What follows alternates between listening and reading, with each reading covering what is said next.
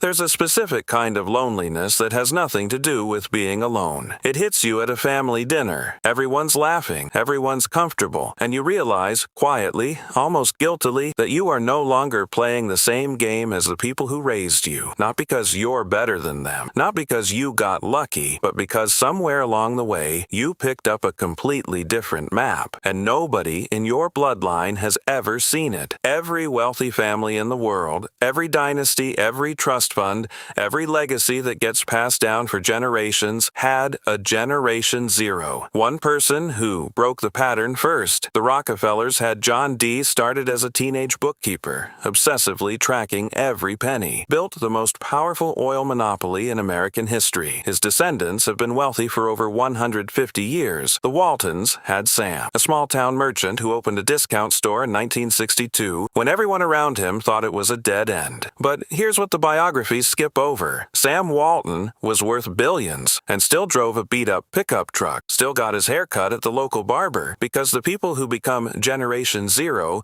almost never fully shed the psychological imprint of where they came from. And that imprint, it shapes everything that comes after. There's a concept in behavioral finance called money scripts. These are the unconscious beliefs about money you absorbed.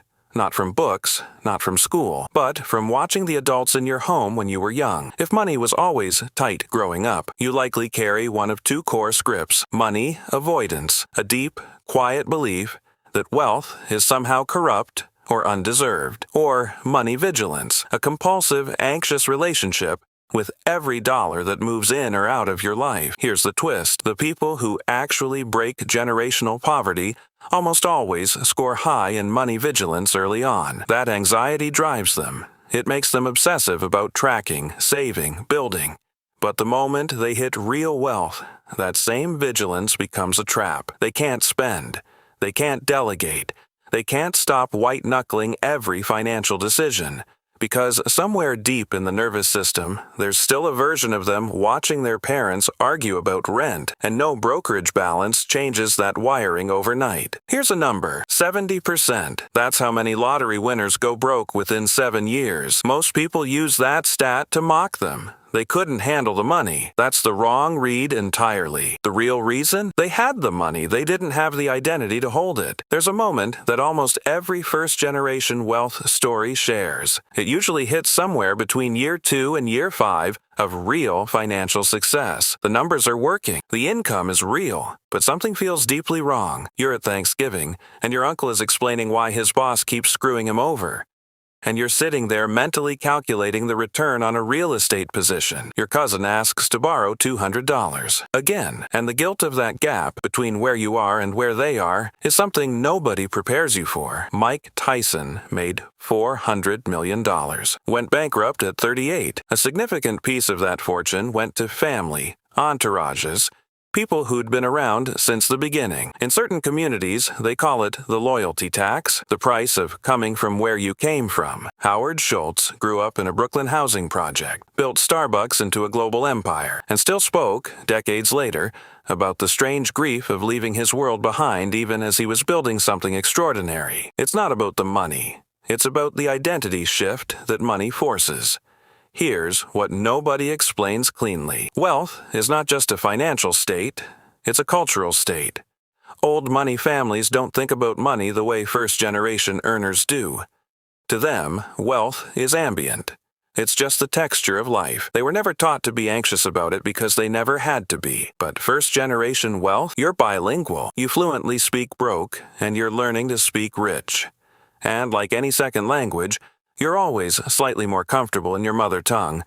Psychologists call it imposter phenomenon at the class level. You've crossed an economic threshold your entire genetic and social history never prepared you for. And your subconscious keeps sending signals. You don't belong here. This won't last. Someone's going to figure out you don't actually know what you're doing. That voice is not wisdom. It's just old code running on new hardware. The most durable self-made wealth builders share one trait.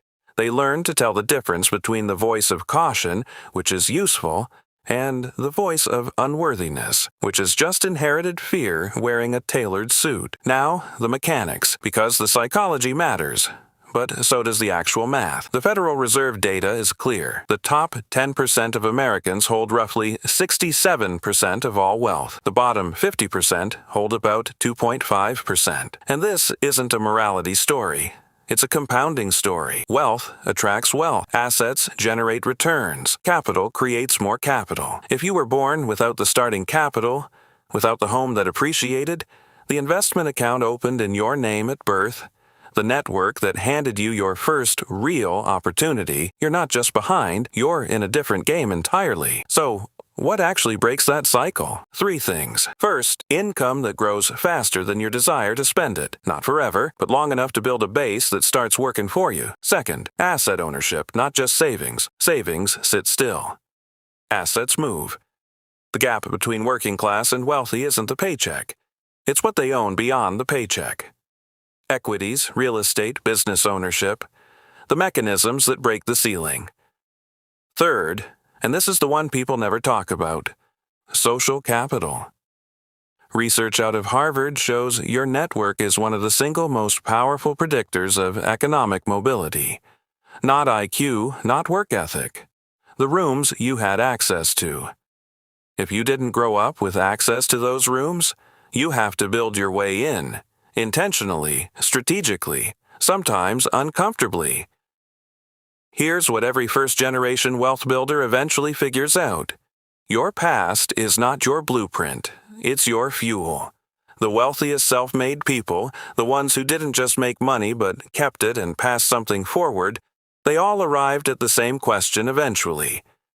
Am I making this decision from abundance or from fear? That single question, applied consistently over years, is the difference between someone who was wealthy for a moment and someone who actually built something that lasts. Because the real goal of Generation Zero was never just personal escape. It was to change the starting line for everyone who comes after you. So, if you're sitting at that dinner table right now, feeling the weight of a world you're slowly leaving behind, don't mistake that discomfort for failure. That's exactly what a generational pattern sounds like when it's breaking. And on the other side of that break, everyone who shares your last name gets to start somewhere different. That's the real inheritance. Build it.